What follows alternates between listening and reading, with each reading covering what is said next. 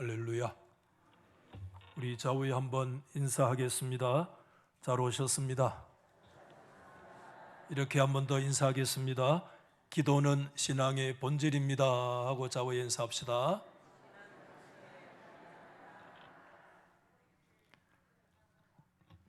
아직까지 덜 끝난 분이 계세요.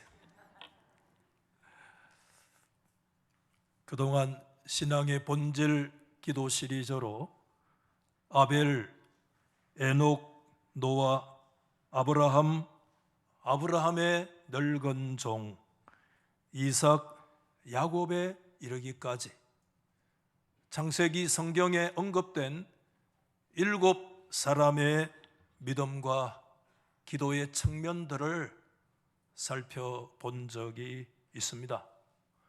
오늘은 창세기의 마지막 인물이기도 하고 마지막 족장인 요셉에 대해서 우리가 좀 겸손한 마음으로 말씀을 살펴보기를 원합니다. 오늘 요셉에 대한 말씀을 생각할 때 좀 어려운 점은 우선 요셉에 관한 기록 어디를 살펴봐도 요셉이 하나님 앞에 정형적 구절로 하나님께 이리저리 기도했다라고 하는 말씀을 발견할 수 없다는 것입니다. 더 놀라운 것은 그럼에도 창세기 1장에서 50장 말씀까지의 그 창세기 성경의 결론을 누구의 입을 통해서 맺고 있느냐 하는 점입니다. 여러분, 창세기의 마지막 장인 50장에 보면 드디어 3대 족장인 아버지 야곱이 세상을 떠납니다.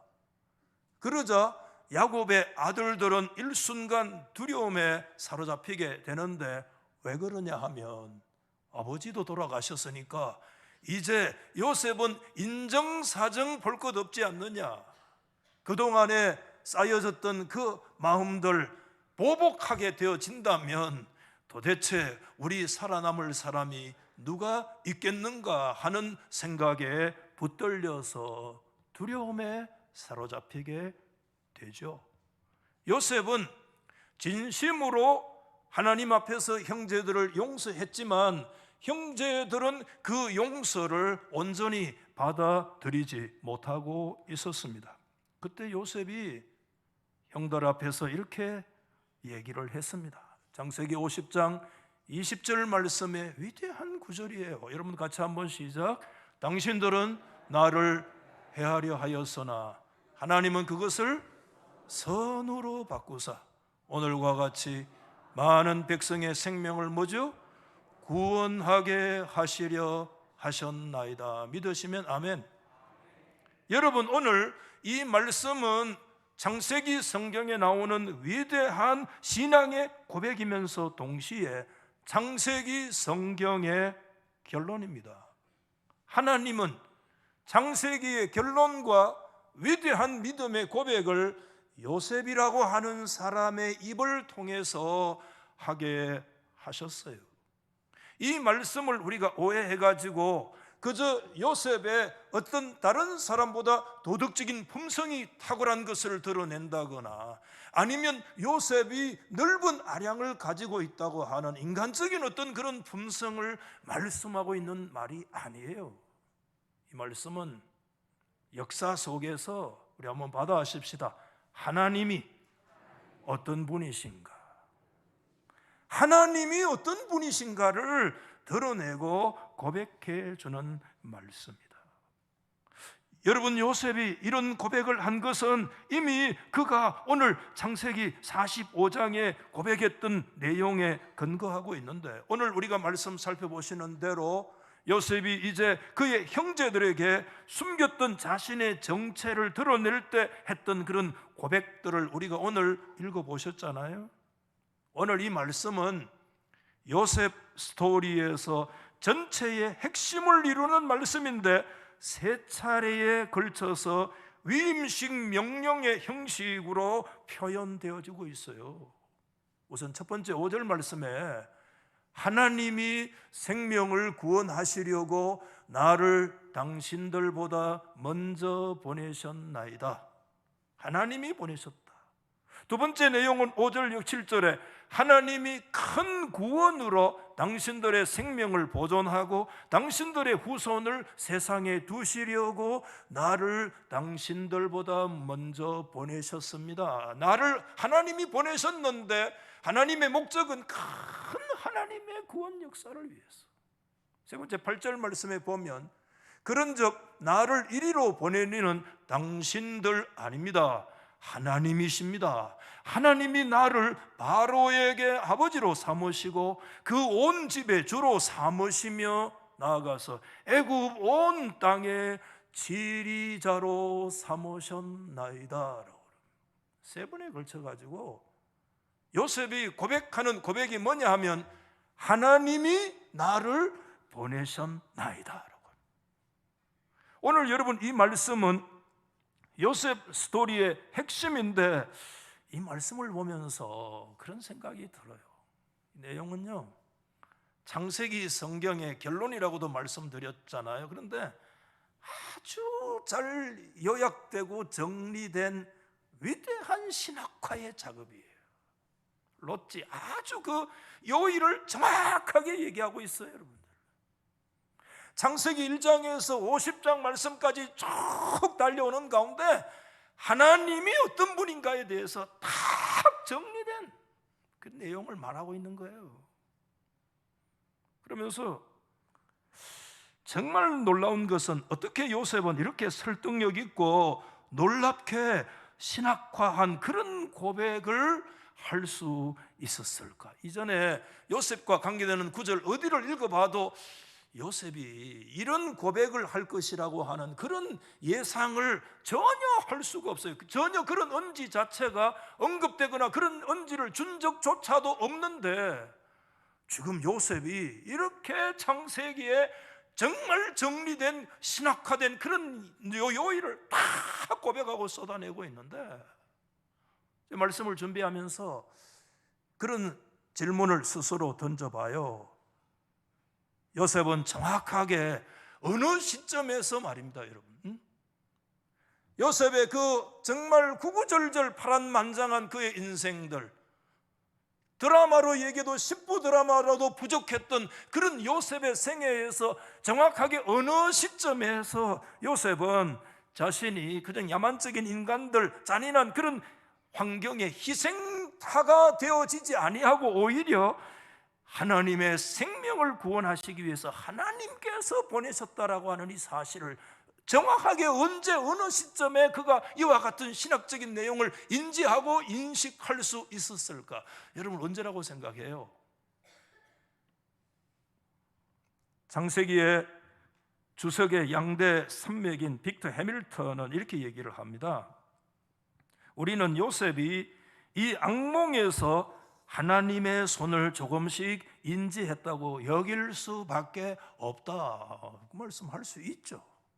악몽 같은 상황에서도 그가 여러분 17살에 팔려가지고 애굽으로 끌려갈 때 그 애굽으로 팔려가는 그 순간에 야, 하나님의 위대한 구원 역사를 이루기 위해서 나를 이렇게 하셨다라고 하는 그때 그런 그 깨달았느냐? 그렇게 생각할 수 없다는 거죠. 월트 브루그만이라고 하는 신학자도 이 부분을 이렇게 얘기합니다. 아마도 요셉은 지금까지 이 말을 마음속에 간직해 왔을 것입니다. 그렇겠죠. 어쩌면 그는 그것을 이제껏 깨닫지 못하고 있었는지도 모릅니다. 앞에 이야기들 읽어봐도 요셉은 자기가 하나님의 거룩하신 목적에 참여하고 있다는 생각을 가지고 있지 않았던 것으로 보이고 그에 대한 암시조차도 요셉의 이전 기록에 어디에도 없다 이렇게 얘기를 한 거예요. 창세기 주석의 양대 산맥을 이루는 해밀턴이나 월트 브루그만조차도 이런 고백을 할 만한 어떤 언지도 이전 기록에 준 적이 없다. 이게 그들의 예언인데 그런데 언제 요셉이 정확하게 그의 시대 어떤 시점에서 이와 같은 하나님을 향한 위대한 믿음의 고백들을 할 수 있도록 그의 마음에 정리됐느냐라고 하는 거예요. 언제? 여러분 어떻게 생각하세요? 목사님 우리한테 물으면 어쩝니까? 저에게 물은다고 그래도요, I don't know, 나도 잘 모르겠다고 말씀할 수밖에 없어요. 사실상 어려우면 저는 다시 돌아갈 수 있는 요지가 뭐냐 하면, 우리가 막히면, 말씀 보다가 막히면 그래도 말씀으로 다시 돌아가야 될 줄 믿습니다. 저는 설교하다가 막히면 밑에 내려와 가지고 교역자들 차 한잔하고 불러 모아요. 부목사님들 다 불러 모아가지고, 야, 내가 말씀 연구하다 지금 이 부분에 막혀 있는데 너 어떻게 생각하나 당신? 요셉이 정확하게 그의 인생 어느 시점에 하나님이 위대하신 큰 구원의 역사를 위해서 나를 보내셨다고 하는 이 내용을 그의 마음속에 간직했다고 생각하느냐? 나름대로도 목사니까 제가 물으니까 말 안 할 수도 없고 말이죠. 그래서 성경을 찾고 막 이리저리 얘기를 어제 해서 한바탕 저에게 도움이 되기도 했는데, 여러분, 우리가 다시 돌아갈 곳은 우리의 어떤 경험도 아니고 하나님의 계시된 말씀으로 다시 돌아가야 될 줄 믿습니다. 성경 다시 돌아가서 읽어보면서 결국 이전에 요셉의 삶 속에 주목할 수밖에 없는, 마지막 주목할 수밖에 없는 게 뭐냐 하면 창세기 39장이더라고요. 창세기 39장의 내용은 두 가지 사건인데, 그 요셉이 종으로 팔려서 애굽의 여러분 바로의 시종장인 보디발의 집에 종으로 팔려갔고, 그뿐만 아니에요. 그곳에서 억울한 누명을 뒤집어 쓰고 거기에서 히브리 소년이 어디에 가는 감옥에까지 내려가는 내용이 연거푸서 기록된 성경이, 그게 창세기 39장이에요 생각해 보십시오. 여러분, 이집트라고 하는 거대한 세계 최고의 대제국에 누가 하나 들어갑니까? 히브리 소년, 노예로 팔려간 한 소년이 그곳에 들어갑니다. 누가 그거 알아요? 아무도 알지 못해요. 여러분, 누가 그에게 주목한 사람이 있어요? 그런데 억울한 누명을 뒤집어 쓰고 하나님의 사람이고 하나님의 백성임에도 불구하고 이집트의 종으로 팔려가고 그곳에서도 못해서 그 감옥 속에 깊이 떨어져 있는 그 사람 누가 기억해주고, 누가 그 사람을 신원해주고, 누가 그를 여러분 변호해줄 사람 누가 있어요? 여러분, 이거는 오늘 우리말로 얘기하면 삶의 막장에 들어간 거예요. 더 이상 내려갈 수 없는 바닥을 친 거예요. 희망 끝이에요. 여기에서 조금 더 심하게 얘기하면 하나님이 없다. 절대 절망의 장소에서. 여러분, 우리 인생을 살다 보면 그런 순간이 있습니다. 사면초가라고 그러잖아요. 사고무친이라는 말이 있잖아요. 전후 좌우 어디를 살펴봐도 무친, 나의 친척, 나를 도와줄 수 있는 사람 없어요. 아무도 없는. 누가 나를 이 절대 절망의 자리에서, 이 절대 고독의 자리에서, 절대 이 외로움의 자리에서, 그 깊은 히브리 노예 종이 그 애굽의 어느 한 그 감옥 구석에 처박혀 있는 거, 누가 그를 기억할 수 있어요? 아무도 기억하지 못해요. 그런 순간이 우리 가운데 있습니다. 여러분, 옵니다. 때로는. 여러분, 그런데 여러분 기억하십시오. 창세기 39장의 말씀을 읽어보면 절대 삶의 막장, 절대 삶의 자리에, 그 절망의 자리에 있을 그때 반복적으로 집중적으로 그 성경에 나타나는 그런 말씀이 있어요. 여러분, 39장 3절 말씀에 보시면 여호와께서 누구와 함께 하시죠? 요셉과 함께 하십니다. 아멘 하십시다. 하나님께서 요셉 홀로 버리지 않아요. 여호와께서 요셉과 함께 하시고 형통하게 하시고 그의 주인 애굽 사람의 집에 주인이 여호와께서 그와 함께 하신 것을 보고 여호와께서 그의 범사에 형통하게 하신다. 5절 말씀입니까? 5절 말씀 다음에 보여주세요. 여호와께서 요셉을 위하여 애굽 사람의 집에 복을 내려주셨다. 이게 끝이 아니에요. 그 다음에 누명 뒤집어 쓰고 이제 감옥에까지 들어가는데, 감옥에까지 들어가는데도 계속해서 하나님의 말씀은 따라옵니다. 여러분, 21절 말씀에 보시면 여호와께서 요셉과 함께 하시고, 감옥까지 들어갔는데 하나님은 환경을 초월해서 그때도 하나님이 요셉과 함께 계시는 줄 믿으시면 아멘. 오히려 그에게 하나님의 헷세들을 더하시고 간수장에게 심지어 은혜를 받게 하시고, 그 다음 23절 말씀에 보면 여호와께서 요셉과 함께 하심이라 여호와께서 그를 범사에 형통하게 하셨더라. 할렐루야. 이게 누구냐 하면 우리 하나님이신 줄 믿으시기를 바랍니다. 다윗은 이와 같은 상황을 그의 시편에서 사망의 음침한 골짜기에 들어갈 때, 사망의 골짜기, 죽음의 골짜기, 절망의 골짜기, 절대 고독의 골짜기, 더 이상 내 힘으로 벗어날 수 없는 그런 골짜기, 모든 것이 끝이 났다고 하는 그런 골짜기, 하나님이 함께 하시지 않는다고 선언할 수밖에 없는 그런 골짜기에 있을 때, 아니야, 그때 오히려 주님의 지팡이와 주님의 막대기로 안위하시고 지키시고 보호하시고 함께 하시는 하나님이 저와 여러분의 하나님이신 줄 믿으시면 아멘. 그때 인생의 절망 가운데 있을 때 하나님은 7중 7번이나 걸쳐서 요셉 혼자 있다고 말씀하지 않으시고 여호와께서 요셉과 함께 하셨나이다 말씀 주시는 거예요. 여러분, 오늘 이 말씀의 의미가 무엇입니까? 이것은 요셉의 일생뿐만 아닙니다. 신약이나 구약이나 요셉의 말씀을 묵상하는 오늘 이 자리에 있는 저와 여러분들, 우리 일생은, 요셉의 일생은 하나님을 섬기는 사람들의 드러나는 겉모습, 표면과 그 이면의 어떠함을 잘 드러내는 말씀이다, 그렇게 생각해요. 여러분, 요셉을 한번 생각해 보세요. 겉으로 보면 그는 죽은 사람인 것 같으나 실제로는 살아 있었습니다. 아멘. 종인 것 같으나 자유를 누렸습니다. 중죄인인 것 같으나 오히려 죄인들을 다스렸습니다. 외로운 사람인 것 같으나 하나님의 임재를 체험하여 그야말로 그는 복된 사람이었습니다. 왜? 그때 하나님께서 그와 함께 하셨습니다. 하나님의 은혜를 그때 하나님이 집중적으로 하나님께서 그에게 베풀어 주셨습니다. 하나님의 은혜에 붙들려 살아갈 수 있도록 하나님이 그의 삶을 지켜주셨습니다. 이게 여러분 요셉의 상황인데 그게 요셉의 상황으로 끝이 납니까? 사도 바울은 요셉의 상황을 어쩌면 신약적 표현으로 위대하게 이렇게 고백하고 있어요. 그런데 고린도후서 8장 6장 8절 이하 여러분 10절 말씀 앞에 한번 다 보십시오. 같이 시작. 우리는 속이는 자 같으나 참되고 무명한 자 같으나 유명한 자요, 죽은 자 같으나 보라 우리가 살아있고 징계를 받는 자 같으나 죽임을 당하지 아니하고 근심하는 자 같으나 항상 기뻐하고 가난한 자 같으나 많은 사람을 부유하게 하고 마지막에 아무것도 없는 자 같으나 실상은 뭡니까?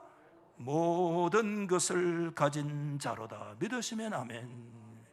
이게 요셉의 특징이고 오늘 그 요셉의 사실상을 누가 지금 잘 대변해 주고 있는가 하면 사도 바울이 잘 대변해 주고 있습니다.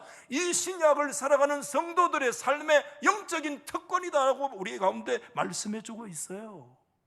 아무것도 주장할 것이 없는 것 같은데, 겉으로 보면 죽은 것 같은데, 겉으로 보면 절망인데, 겉으로 보면 종된 사람인데, 겉으로 보면 모든 것을 결박당하고 빼앗긴 것 같은데 아니야.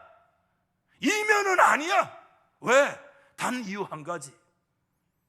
그때도 하나님은 살아 계셨어요. 할렐루야.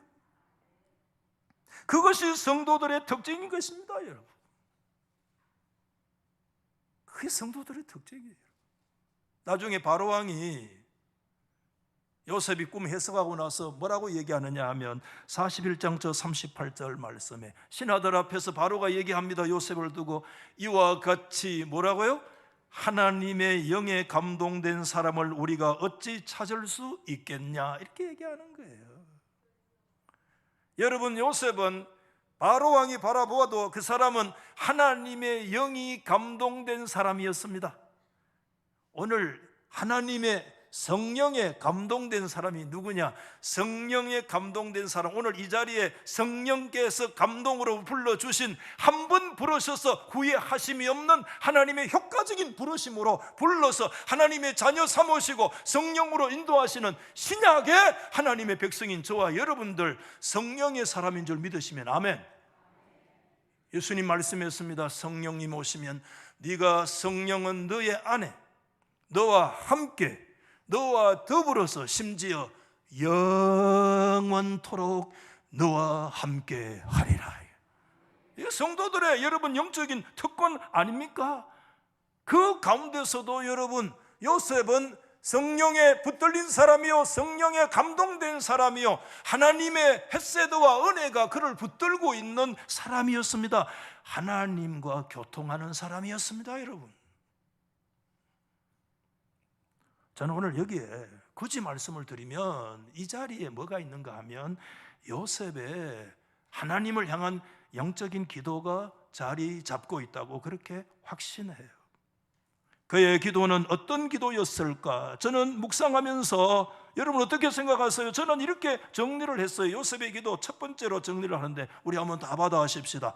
요셉은 어떠한 상황 속에서도 끝까지 뭐를 물었어요?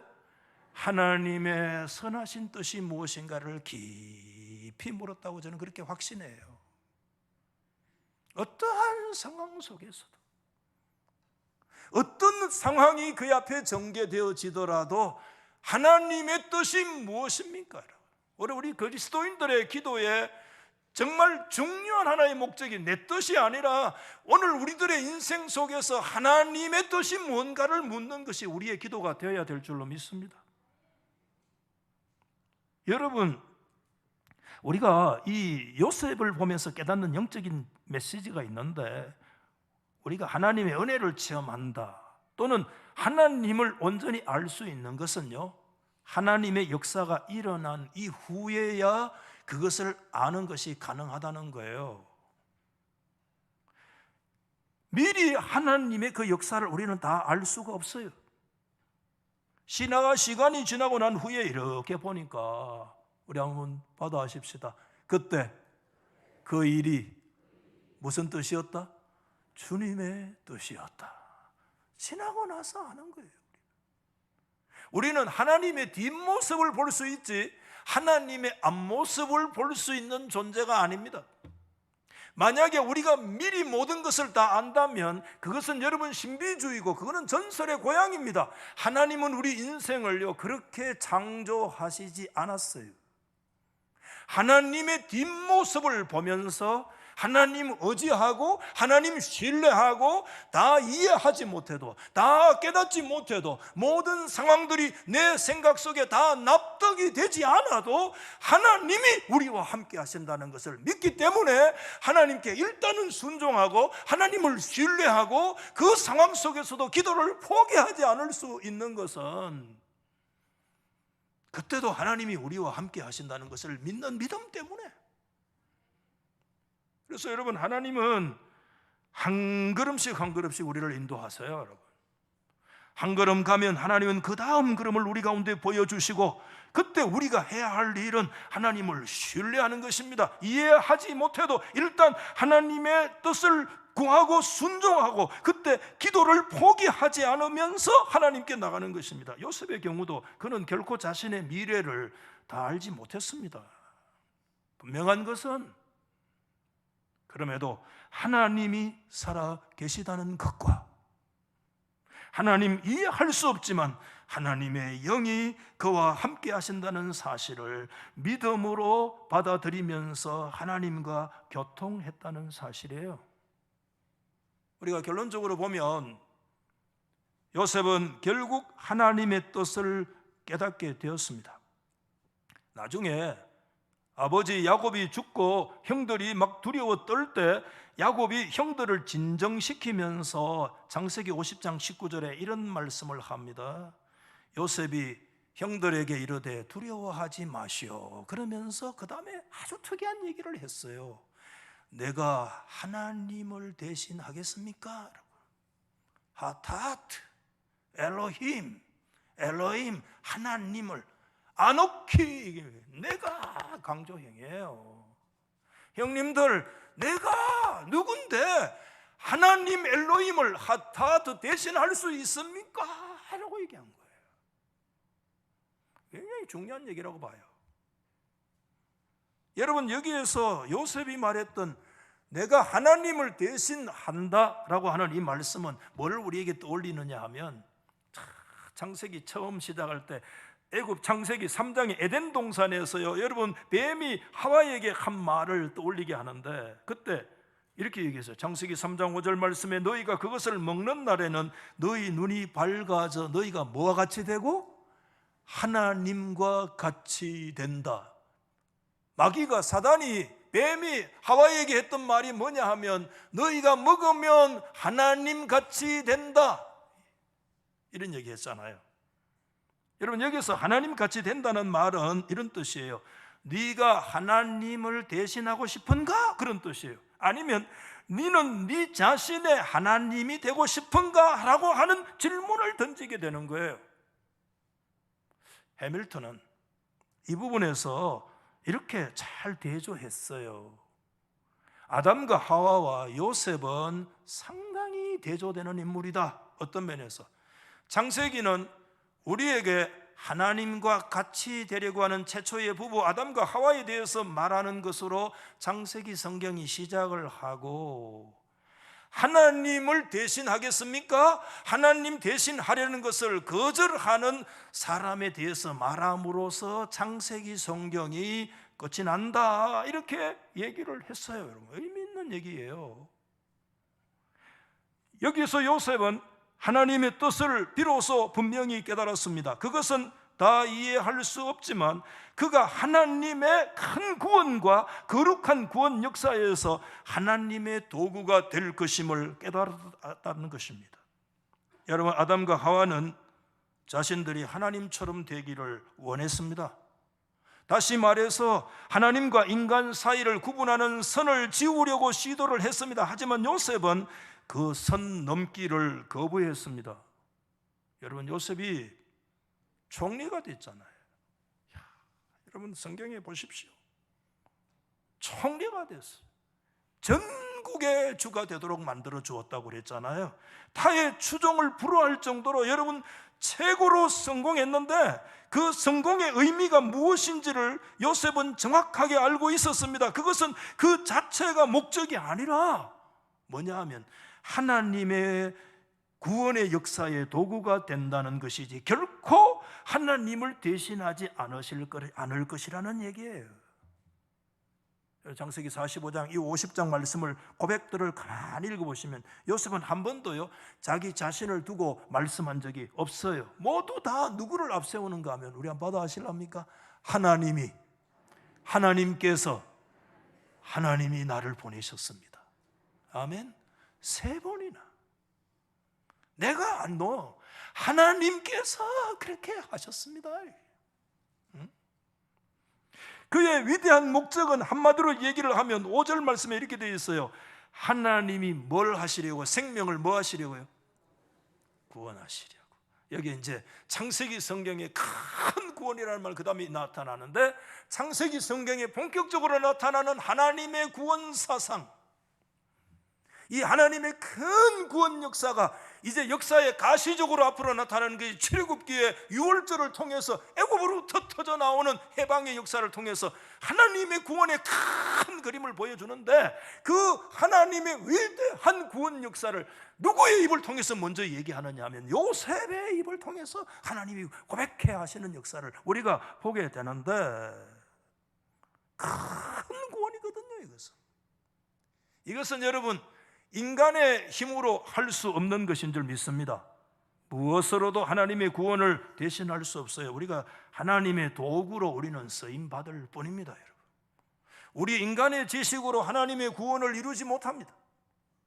여러분의 스펙으로도 하나님의 구원을 이루지 못하고 우리 인간의 열심으로도 우리 인간의 어떤 삶의 노하우와 경력으로 물질로도 하나님의 큰 구원의 역사를 우리는 절대 이루어갈 수 없어요. 오직 구원의 역사는 하나님 그분의 단독 사역인 줄 믿으시면 아멘.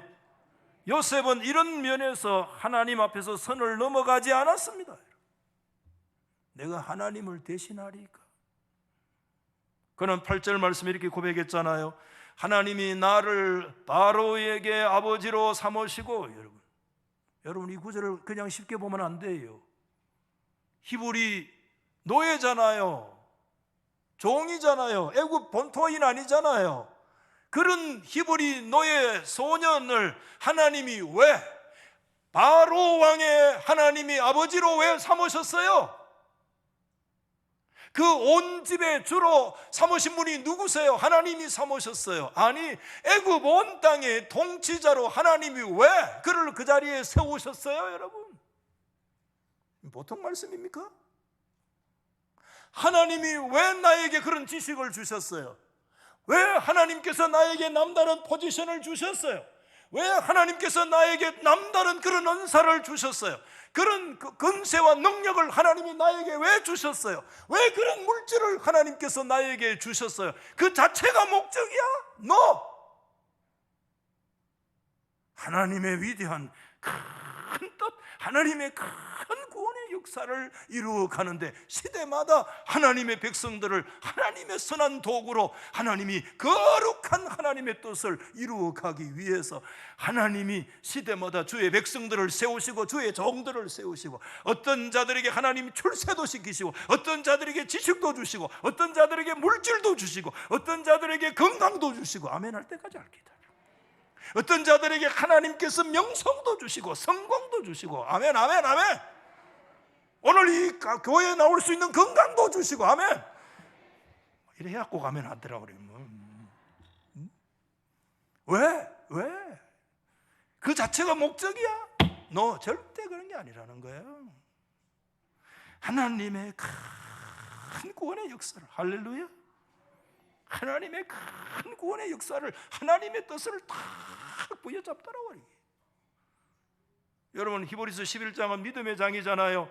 애누리 없더라고요. 히브리서 기자가 믿음으로 아브라함이 아벨부터 탁탁탁 한 사람씩 막 정리를 해나가는데, 야, 여러분, 히브리서 11장 22절에 믿음으로 요셉은 하는데 막 떨려요. 그 다음에 뭐라고 기록할까? 저 같으면 뭐라고 기록하겠느냐 하면, 믿음으로 요셉은 애굽에 뭐가 돼가지고 총리가 되어, 기록할 만하잖아요. 그렇지 않습니까, 여러분? 애굽에 히브리 노예에 팔려가가지고 애굽의 전국에 총리된 사람이 뭐 10사람쯤 됩니까?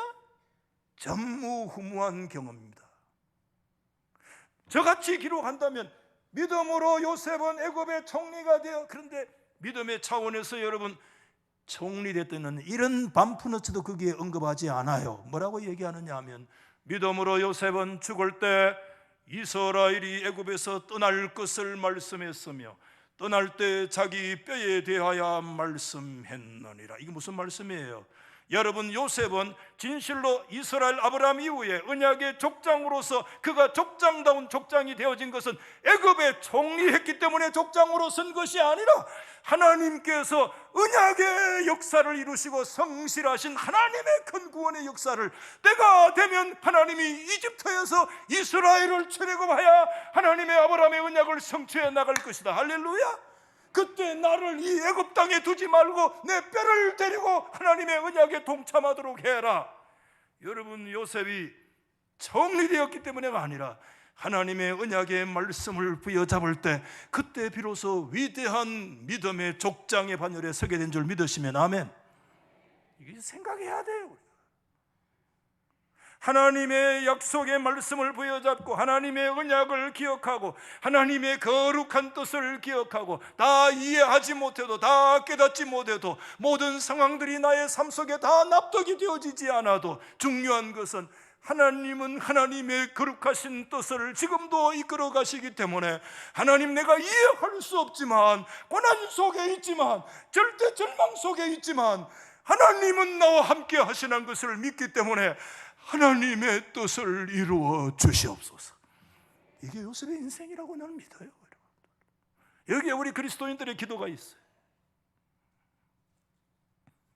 저는 오늘 여기에 요셉의 기도 하나가 더 있는데, 편의상 요셉의 기도 그렇게 정리를 그냥 쉽게 했습니다. 그게 뭐냐 하면 하나님의 주권적인 섭리를 믿는 기도였다고 저는 그렇게 믿어요. 하나님의 주권적인 섭리. 여러분, 놀라운 것은 요셉의 역사에서 하나님은 한 번도 무대 위에 등장하신 적이 없어요. 월터 브루그만은 이렇게 얘기를 했어요. 하나님의 목적들은 여러분, 이처럼 인간들의 너저분한 행동 안에서, 인간들의 행동은 너저분했어요. 여러분, 형님들은 팔아버리고, 인간들의 행동은 여러분 하나님 앞에서 너저분한 행동이에요. 그런데 그 인간의 너저분한 행동들 안에서 그 행동들과 함께 그 행동들의 배후에서 여전히 하나님의 거룩하신 구원의 목적, 하나님의 뜻은 작동하고 있는 줄 믿으시기 바랍니다. 하나님은요, 오늘 저와 여러분들이 생각할 때 정말 하나님의 방법은 감추어져 있습니다. 사람들의 눈에도 잘 보이지 않아요. 그러나 하나님의 거룩하신 목적은 결정적인 의미를 갖습니다. 하나님의 방법들은요, 하나님 그분의 위대하신 것만큼 두드러지지 않아요. 우리가 보기에도 하나님이 그렇게 위대하신데 하나님이 자신을 막 역사의 무대에 와서 드러내시고 예수 믿는 우리에게 막 힘 실어주고, 그래서 예수 믿는 막 맛이 막 그냥 매일매일 느끼도록 해주면 좋겠는데 우리의 삶의 현장은 그렇게 우리가 보기에도 만족스럽지 않아요. 하나님이 계시는가 싶을 때가 많아요. 하나님은 그러나 우리의 무대에 정확하게 하나님이 드러나지 않는 것 같아도 하나님의 존재와 하나님의 거룩한 목적은 결정적입니다. 하나님의 뜻은 그때도 계속해서 진행돼 나가는데 그것은 성경에 속한 굉장히 중요한 믿음의 차원에 속한 것을 말씀해 주고 있는데, 그 이사야 성경에서 그런 얘기를 했어요. 이사야 9장 7절 말씀에 우리 한번 받아십시다. 만군의 여호와의 열심히 이를 이루시리라. 여러분, 이 말씀 다시 한번 들어보세요. 기독교는 내 열심히 이루는 게 아니에요. 우리의 열심으로 하나님의 구원 성취가 일어나지 못해요. 기독교의 역사는 하나님의 열심의 종교인 줄 믿으시면 아멘. 하나님 그분의 열심이, 하나님의 자기 이름에 대한 하나님의 영광을 끝까지 지키시고 언약에 성실하신 하나님의 열심이 기독교에서는 하나님의 열심이 나타나는 거지, 내 열심 그거 다 인본주의야. 기독교는 하나님의 열심이 하나님의 위대하신 뜻과 하나님의 큰 구원을 이루시리라. 성경의 고백이에요, 여러분. 저와 여러분의 인생을 다 이해하지 못해도 하나님의 열심이, 하나님의 거룩하신 뜻과 하나님의 거룩하신 목적이 그분이 무대 앞에 나타나서 주인공처럼 역사하지 않는 것 같아도 하나님의 열심은 중단된 적 없고 그 열심은 반드시 하나님의 뜻을 성취해 가십니다, 여러분. 아멘. 오늘 저는 말씀을 마치면서 우리가 하나님의 거룩하신 주권을 인정하고 믿는다고 한다면 좀 더 구체적인 우리의 삶에 두 가지 적용이 있겠다. 적용하고 마치겠어요. 첫 번째가 뭐냐 하면 우리 한번 받아십시다. 사람들의 악한 계획도 하나님의 목적을 이기지 못합니다. 이 말씀은 다르게 정리할 수도 있어요. 우리 인생에 어떠한 고난과 시련이 있어도 하나님의 뜻을 꺾지 못합니다. 우리 인생의 절대 절망적 상황 속에 있어도, 사망의 엄침한 골짜기에 있어도, 수많은 인생들의 악의 역사가 난무하고 그 악이 승리하는 것 같아도 하나님의 뜻을 꺾지 못합니다. 하나님의 목적을 이기지 못합니다. 하나님의 거룩한 계획을 중단시키지 못합니다. 그렇기 때문에 우리 그리스도인들은 뭐 할 수 있느냐? 그때도 기도할 수 있어요. 그때도. 여러분, 음모를 꾸미는 형님들, 그 악한 계획들, 여러분 바로 왕의 그 엄청난 제국의 권력도요 하나님의 거룩하신 목적을 막지 못했어요. 여러분, 바로 왕을 여러분 쉽게 생각하면 안 됩니다. 바로 왕이야, 그 사람은. 바로는 애굽이라고 하는 세계 최강국의 현인 신이에요. 쉽게 말하면 그는 인간이 아니에요. 그는 애굽 지식의 총하요, 애굽 지식의 총체입니다. 바로는 천재여야 되고요, 바로는 모르는 거 있으면 안 돼요. 바로는 어떤 일도 못하면 안 돼요. 그건 바로 왕이 아니에요. 그게 바로예요. 그런데 여러분, 창세기 성경이 뭘 얘기하고 있는 줄 아세요? 그 애굽의 지식에 총하여 현인신이요 절대적으로 모든 것이 가능한 존재처럼 사람들에게 비춰진 바로 왕도 여러분 역사에 밀려오는 그 대흉년의 역사를 바로 왕의 지식으로 그것을 막아내지 못해요. 그 지식은 누구로부터 와야 되느냐? 바로의 지식 밖에 있는 전적인 저 먼 곳에 프롬드가 하나님께로부터 누구를 통해서 요셉이라고 하는 하나님의 영에 감동된 사람을 통하여 하나님의 지식이 와야 바로 왕의 지식을 깨뜨리고 제국의 지식을 깨뜨리고 하나님의 위대하신 지식이 하나님이 역사를 다스리고 통치하고 계신다는 거예요. 이걸 드러내는 성경의 말씀이에요. 오늘 이 말씀이 놀랍잖아요, 여러분. 우리 인간의 그 어떠한 것도요 하나님의 계획을 막지 못합니다. 하나님은 자신의 백성을 향한 계획을 가지고 계시고 그 계획은 결코 실패하지 않습니다. 그렇기 때문에 우리가 늘 고백하는 이 구절은 정말 위대한 구절이에요. 그게 바울의 고백이잖아요. 로마서 8장 26절 말씀 우리 다 같이 시작. 우리가 알거니와 하나님을 사랑하는 자 곧 뭐죠? 그 뜻대로 부르심을 입은 자들에게는 모든 것이 합력하여 선을 이루느니라. 여러분 상황에 지금 이해가 안 돼도 한번 아멘 해보세요. 다 이해 안 돼도 아멘. 다 깨달아지지 않아도 아멘. 다 납득 안 돼도 아멘.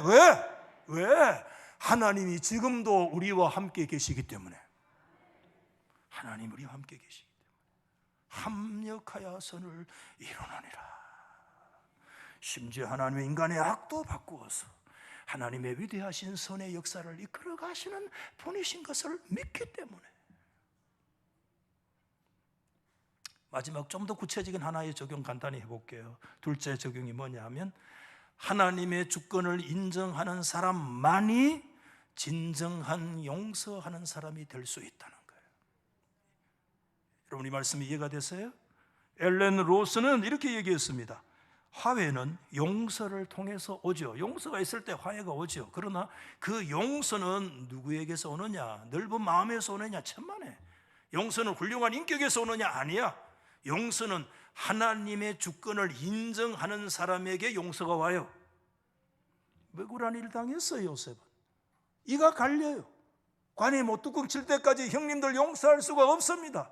뽀도독 갈려요. 아무리 하나님 해도 내 마음에 있는 그 깊은 상처를 지울 수가 없어요. 용서가 안 돼요. 용서가 그렇게 쉽지가 않아요. 우리의 삶 속에.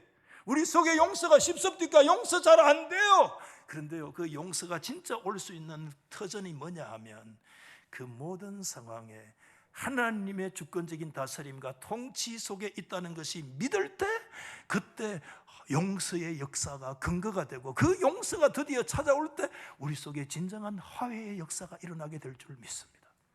하나님의 주권을 말하면서도요 계속해서 안가풍하고 뽀복하려고 하는 사람이 있다면 그것은 입술로서 명시적으로 하나님의 주권을 얘기하고 있지만 진짜 하나님의 주권을 전혀 이해하지 못하는 사람입니다.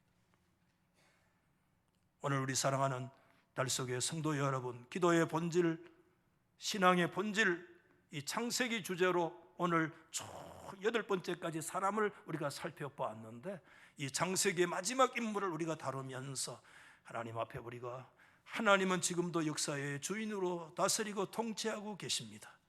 그 사실을 믿기 때문에 우리는 어떠한 상황 속에서도 하나님 앞에 기도할 수 있습니다. 그리고 용서할 수도 있습니다. 아멘. 이와 같은 거룩한 역사들이 저와 여러분 속에 회복되기를 예수 이름으로 축원합니다. 우리 찬송가 425장